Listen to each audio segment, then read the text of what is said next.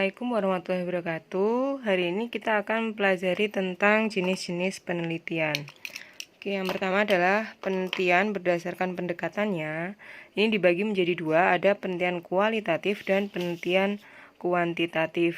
Tentunya kalian sudah pernah mempelajari materi penelitian ini di saat kalian kelas 10. Jadi saya tidak akan membahas terlalu luas ya.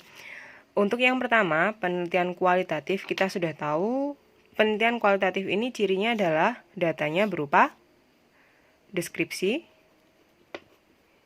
Kemudian kalian bisa memperoleh data ini biasanya melalui wawancara atau melalui observasi, atau biasanya data yang diperoleh atau cara memperoleh data untuk penelitian kualitatif ini harus dilakukan secara langsung. Kemudian yang ketiga, biasanya penelitian kualitatif ini menggunakan pendekatan induktif apa deduktif. Penelitian kualitatif ini menggunakan pendekatan induktif. Maksudnya apa? Pendekatan induktif di sini maksudnya adalah kalian harus mengumpulkan informasi dulu. Jadi kalau digambarkan segitiga terbalik ya, dimana ini berupa informasi dulu, baru kita buat kesimpulannya di akhir. Ini kalau penelitian kualitatif. Selanjutnya ada penelitian kuantitatif. Kebalikan dari penelitian kualitatif, penelitian kuantitatif di sini datanya berupa angka atau statistik.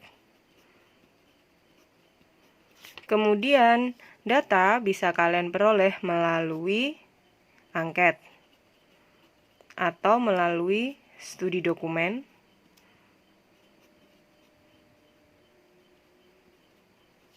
Dan pendekatannya menggunakan pendekatan deduktif. Ini kebalikannya. Jadi kalau di kualitatif, kalian kan kesimpulannya di akhir berdasarkan hasil penelitian.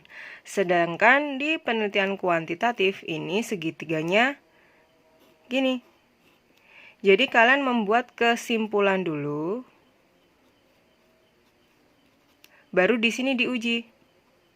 Sehingga dalam penelitian kuantitatif nanti di sini akan muncul hipotesis atau kesimpulan yang sifatnya sementara yang kemarin sudah kalian pelajari. Oke ya, ini gambaran secara umumnya. Kemudian yang kedua ada penelitian berdasarkan bidang ilmunya. Ada penelitian sosial dan ada penelitian alam. Oke, seperti yang kita tahu, penelitian pada bidang sosial ini yang diteliti itu lebih banyak karena ya di bidang sosial, di bidang kehidupan masyarakat lebih kompleks lah istilahnya. Sedangkan di bidang alam, penelitiannya ini lebih lebih pastilah, fenomenanya lebih pasti, sehingga kesimpulan yang diambil dalam penelitian sosial kadang ini bisa berubah-ubah. Sedangkan dalam penelitian ilmu alam, kesimpulannya nanti biasanya akan bersifat eksak atau bersifat pasti. Selanjutnya ada penelitian berdasarkan tujuannya. Ada penelitian eksploratif, verifikatif, dan development. Oke. Berdasarkan tujuannya, yang pertama ada penelitian eksploratif. Eksploratif, biar nggak ketutupan ya. Eksploratif di sini penelitian yang sifatnya masih orisinil.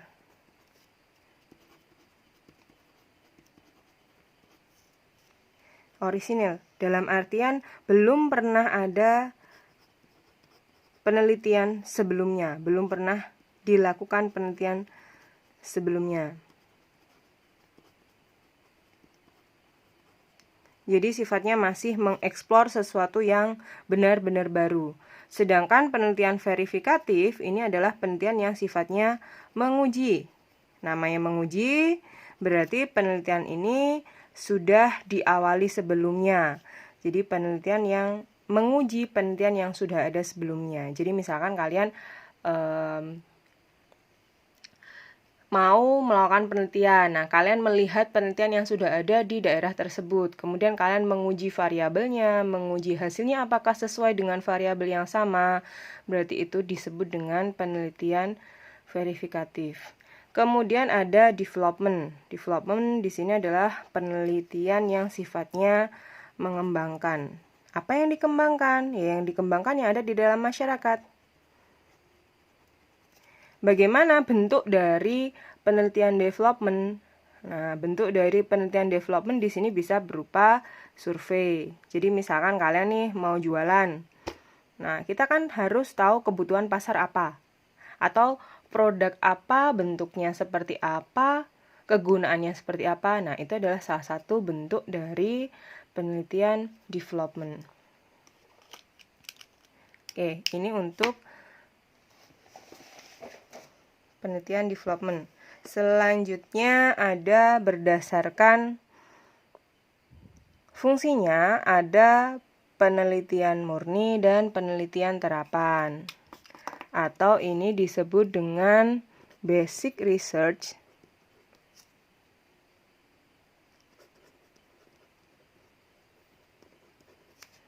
dan di sini ada applied research. Ya. Penelitian murni ini fungsinya adalah untuk mengembangkan teori. Jadi mengembangkan sebuah ilmu pengetahuan dan sebagainya disebut dengan penelitian murni. Sedangkan penelitian terapan ini fungsinya adalah untuk memecahkan masalah, problem solving. Jadi yang akan sering digunakan untuk anak-anak IPS nih biasanya kebanyakan itu adalah penelitian terapan karena kalian memang tujuannya mempelajari IPS, mempelajari ilmu sosial adalah untuk bisa memecahkan masalah di dalam masyarakat. Ini untuk jenis-jenis penelitian. Saya kira cukup sekian untuk jenis penelitian. Terima kasih. Assalamualaikum warahmatullahi wabarakatuh.